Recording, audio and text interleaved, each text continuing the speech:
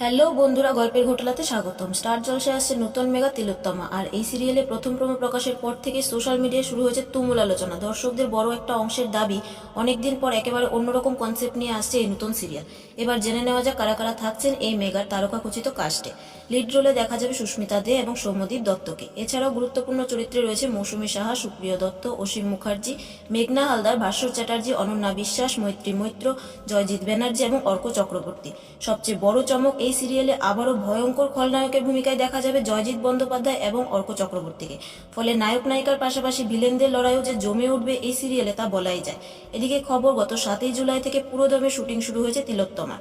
এখন শুধু অপেক্ষা কবে কোন স্লটে স্টার জলসায় শুরু হবে এই নতুন মেগাটি। সেই আপডেট নিয়ে খুব শীঘ্রই আবার হাজির হব আমাদের চ্যানেলে।